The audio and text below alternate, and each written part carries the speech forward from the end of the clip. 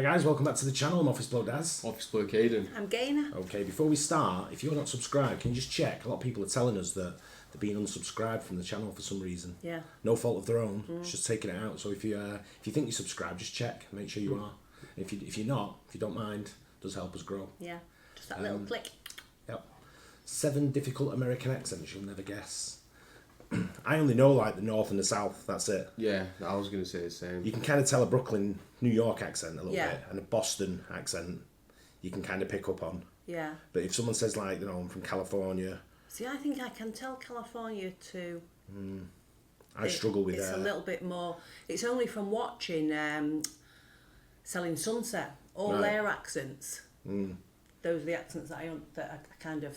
Yeah, it's hard for me to get. Like I say, Boston I'll pick up on, and some in the south. But again, you won't be able to put it anywhere in the south. Yeah. You'd sort of like you'd be guessing it like a Louisiana or Alabama. You wouldn't really know where it's from. Yeah. Whereas in the UK, I can pinpoint your city pretty much. Yeah. Pretty accurate. Yeah, Liverpool. It's Birmingham. very easy in the UK. Yeah.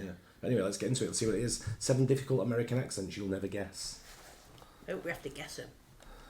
You'll never guess them. You won't be able to guess them though.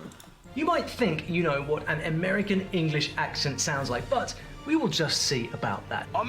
America? Did you see that, America? You see that, America? You are going to hear 7 fascinating accents from around the US, but that does not mean you will know what they are, especially not the dialect one. So listen carefully, write your guesses in the comments, but you have to be fast. You ready? They're gonna be at Roots Chris, cutting buttonholes, pacing up and down like a walking Charlie, have a conniption fit. The 7th word smacker, show me the kern, daddy. If you are used to saying insurance, you might. Was that Irish. even English? Yeah. I didn't even sound English. You said Kern, daddy. Yeah.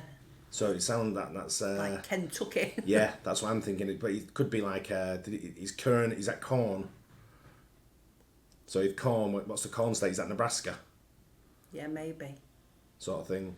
So the clue might be in what the words he's using, but I've never. couldn't- Someone spoke to me, like I'd just be like, "What have I just walked into?" I don't even know what he said. No, me neither. No, I don't just have a doing, clue. I was doing it at the Go end. Going, back in a Kern, minute. daddy. I have no idea what you said. Your guesses in the comments, but you have to be fast. You ready? They're gonna be at Roots Chris, cutting buttonholes, pacing up and down like a walking Charlie, have a conniption fit. The 7th word smacker, show me the kern, daddy. If you are used to saying insurance instead of insurance, well, you might be quite sure of this American accent. I just as soon drop a bomb on them all, or God forbid, flush them down a toilet with nothing more than a passing thought. Some of the main immigrant cultures that influenced this accent Did he say toilet in there? Yeah. Pushing down the toilet, but Toilet. not more than a pressing thought. Jesus Christ, I wouldn't even think that's American. It's almost like he got a little bit of New York gangster in there. I'm sure he's making that one up. We'll have to find out. think what he's it's That's just Mixing- gibberish, that. were West African, German, Italian, and Irish, especially those last two. But that's not all. Back in the 1700s, the area was a major hub for immigration, and the first colony here was actually French. You'll hear that in the slang. If we're excited or if we're angry, that's definitely going to give you a cue of how we're feeling. Now, I might buy me a house somewhere and doing like that there, but I ain't gonna never leave from uptown. This is where I know, you know. Earl, yeah.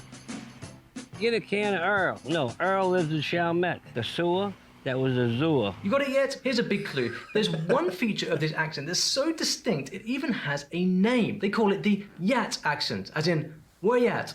And a Yat is a person from New Orleans. Now, don't hate on me for pronouncing it New Orleans. That's just the way that we say it in my neck of the woods. And then the two that you should never ever say will be Nolans and New Orleans. Who gets a pass on New Orleans? British people. Exactly, I claim my free pass. Here are some typical New Orleans words and phrases. Feel free to share other good ones you know in the comments below. So the French claimed Louisiana in 1682. Then for a while it was given to Spain and then back to France. But French people didn't want to move to this area, so France sent a bunch of their death row prisoners to populate Louisiana. They were forced to marry in a mass wedding ceremony, shackled 2 by 2 and put onto a ship. How's that for a story? But there is a misconception that New Orleans is a southern drawl. It is not. It's also not the same thing as the local Cajun English. And if you ever wondered why this accent has a strong similarity to accents heard in New York, well, New Orleans got the exact same combination of immigrant groups.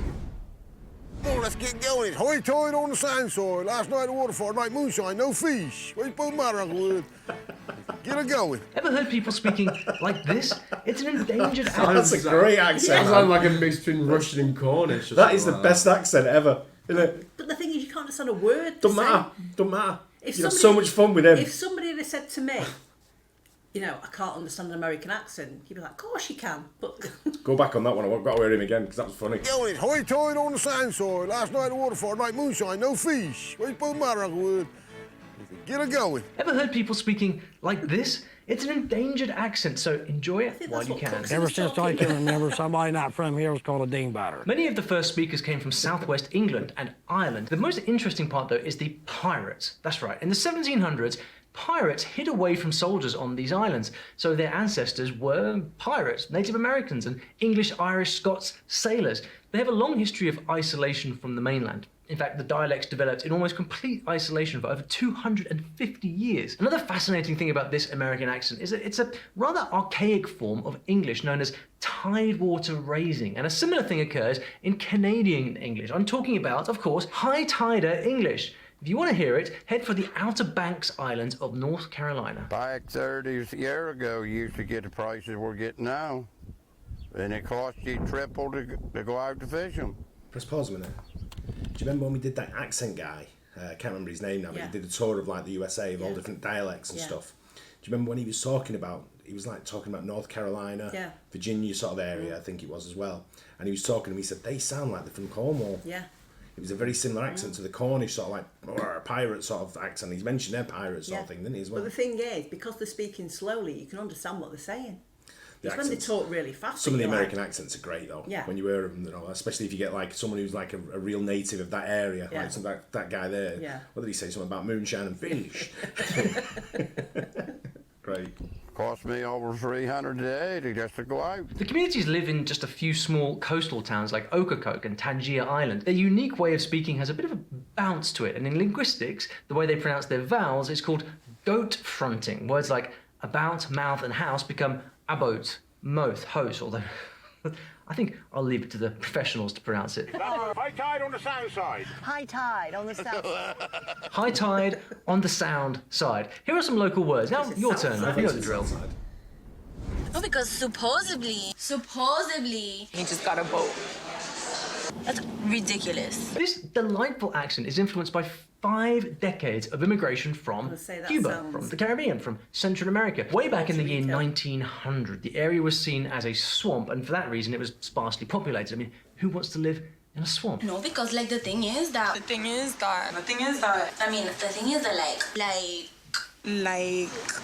That's the thing. The thing is that. The wonderful climate and growing Spanish an annoying community made it a accent. hub for people fleeing Latin America, and then it also drew non-Spanish speaking Caribbeans. And when you look on a map, well, this area actually is in the Caribbean. They haven't seen that I went to the club and it's like around the corner, and then we came back, and then we're looking and we're going, pero tú sabes, and then they fix their hair. Florida's most well-known dialect is unique to this city, Miami. Without a doubt, Miami sounds have an affinity with Spanish pronunciation. After all, English has 20 different vowel sounds, while Spanish has only 5. So there's a special rhythm and vibrancy in Miami English that you just don't hear in other parts of the US. And as we saw, lots and lots of hand gestures. Another hand gesture is this, which is me simulating someone hitting the like button on this video, because when you hit the like button, when you like the video, it actually really helps out the channel, and I'm very, very grateful for your support. So please hit that like button. And of course, if you like videos like this, then you should probably subscribe to the channel too, because I make videos like this all the time. You want to take all that and bring it home. Bring it down. Calm it down a little bit. And now for something completely different. The accent's gonna slow right down. Think burning hot region, slower delivery.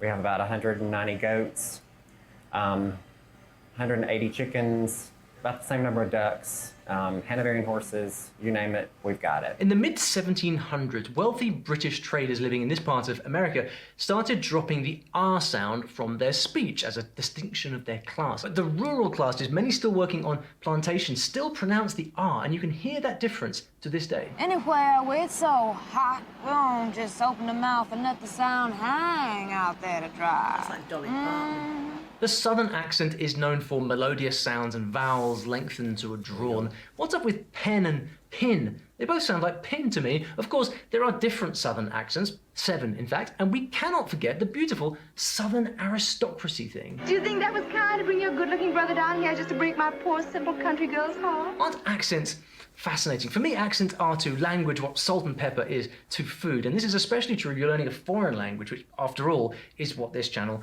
is all about. And if you are learning a foreign language and you want to improve your accent so that you can just fit in better with whatever foreign language community matters most to you, the most important thing is to get feedback from a native teacher, because certain things you just have to have pointed out to you. And when it comes to accents, it can be quite difficult to figure it out on your own. So actually having an actual human being point out what sounds natural and what doesn't really is the smart path to improving and sounding more natural in your foreign language. When I want to get help from an expert language teacher, I head to LanguaTalk. Now, LanguaTalk is my absolute favourite place. Leading up to that, long lead up. Doing aid for this, and if you'd like to get option below.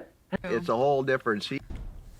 We got snowmobiles, we got hill sliding, you know, it's a whole different season, and you love to enjoy, we're outdoor people, so we love to enjoy the outdoors, and we love the 4 seasons. I bet you've been waiting for this one. The settlers who came here in the 1800s were, wait for it, Finnish, French-Canadian, Cornish, Scandinavian, and German. In fact, most of the descendants of Finns who settled in America are still right here in this very spot. Hey, that's a good idea. To this day, they use a German-Scandinavian ja instead of yes. And just to make the accent even cooler, there are a lot of Algonquian-speaking descendants among them, as they were the first people here. You have to work for it. You go out there and you work your job and you pay big bucks, or you just go out in the woods and cut down trees Sweat and a little. have a lot of fun, have a little workout, you know, it's a good family time. Anyway, this very distinct dialect has its own name. It's called Yupa, or Yuparese, from the acronym UP, Upper Peninsula. To be a Youper, you had to be born a Youper. And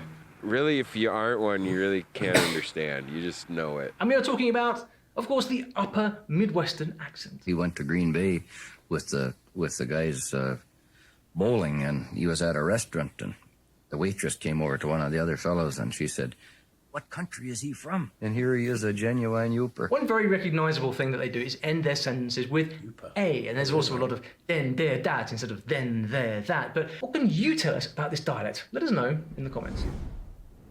Did you eat them baked beans? Yeah. They were awful good. So take down that road there. Once you get down to where Michael crashed his truck into that tree, you're going to want to take a left. There's a party in the pit tonight.